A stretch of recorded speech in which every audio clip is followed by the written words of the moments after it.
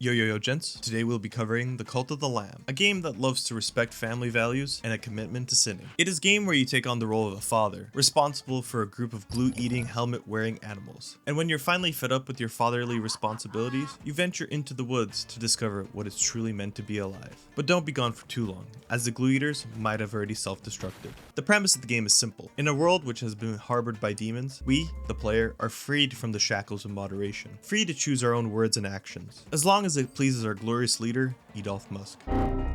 We begin our journey to create the most efficient cult operation in existence. The Cult of the Lamb is a babysitting simulator, with it being a roguelike secondary. We play as this cute little guy, initially doomed to be sacrificed, yet things don't go to plan, and we become free to carry out the plan of the one who waits. Our new goal? Create a cult and conquer the 4 demons who are trying to crumble our goal. Through each run, we have an opportunity to collect vast amounts of resources, such as wood, food, and those sweet shekels. Once you finish your first conquest for resources, you begin your journey of the most advanced Farmville simulator known to mankind.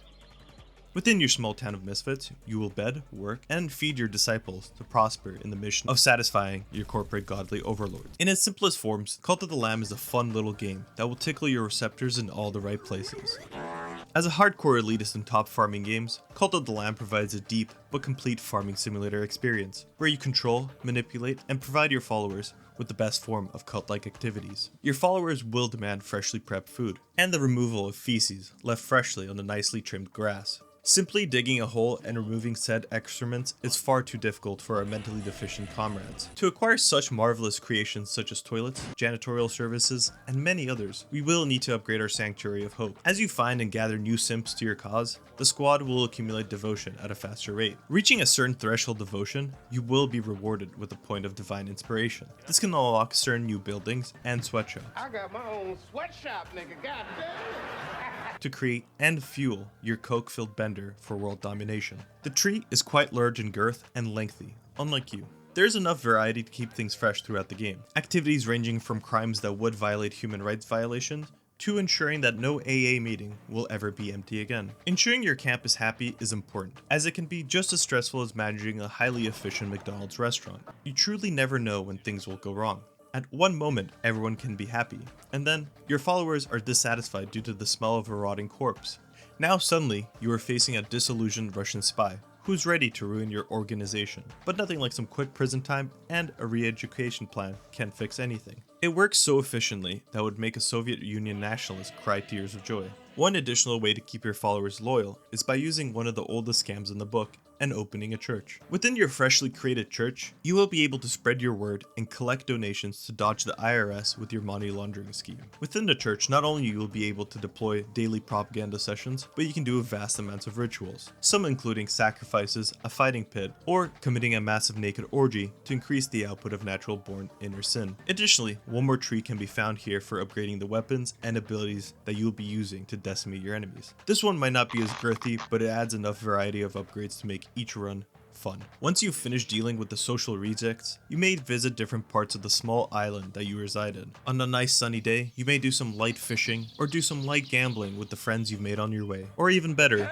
turning the local gooners into gold in the Midas pits of doom. Cult of the Lamb succeeds at allowing the players to fulfill the fantasy of an individual who seeks to uproot a cult from rock bottom.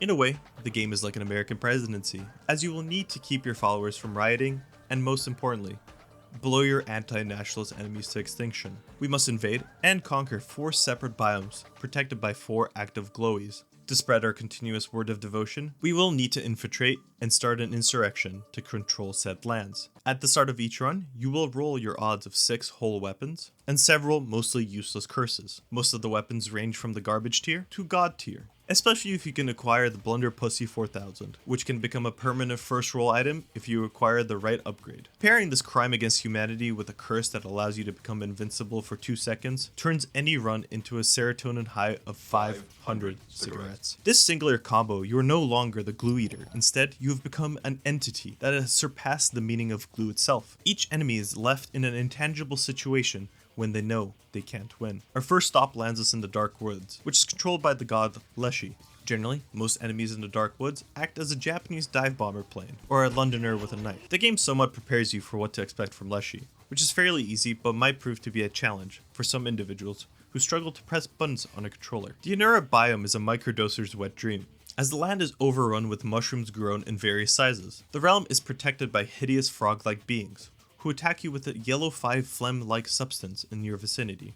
Unura looks amazing, but is certainly more difficult than Darkwoods. Luckily, the developers decided to give the boomers something to look forward to by creating an underwater level, where you'll be killing enough fish to rival pollution created by China. The Anchor Deep biome is certainly blue, and by far has the best soundtrack of the game. Very reminiscent of the ear bleed I received as a child when playing the Atlantis level in Kingdom Hearts. Calamar sucks ass though. Silk Cradle is by far the hardest, and the only biome where you will need to conquer your fears of arachnophobia, and crackheads who are looking for their daily supply of fentanyl. For some reason, Shamura's boss design reminds me of the classic hit movie, Scorpion King, and I'm not sure how to feel about that. Once the realm has finally become cleansed, and we have destroyed all the doubters, you will finally be ready for the final trial. We enter the gateway and gather our followers for one final time. We transcend through the gateway into a surreal looking land. Taking counsel with the one who waits, we get our final choice. Accept or refuse. In my eyes, there's only one option, and it's the same one your wife's boyfriend would have picked, which begins the battle of the century between us, the cute lamb, and the coked out cat, hyperfixated on world domination. The battle just goes as you expected, as the backup Gooners were no match for our unwittingly big sword. Yet, after defeating Dumb and Dumber, the three-eyed cat finally showed his tail. Initially, I thought it'd be fighting his demonic form. Instead, the fight is between 3 floating eyeballs and me. Luckily, the game has prepared me for this moment through vast amounts of bullshit mechanics and bosses that would have normally made me press a revolver to my temple. Instead, I have grown in power and skill, proving that I am worthy of becoming the new god of this realm. Once crushing the 3 floating testicles and ascending, we have one final choice for the one who waits. Either we could eliminate him, turning him into some kind of soup, or we could spare him. I decided that having a god among us as my personal assistant seemed like a much worse scenario than death. Overall, the Cult of the Lamb is a fantastic simulator of punishment and a deep dive into your desires of sinning. I gave the game 3.5 Elon salutes out of 5.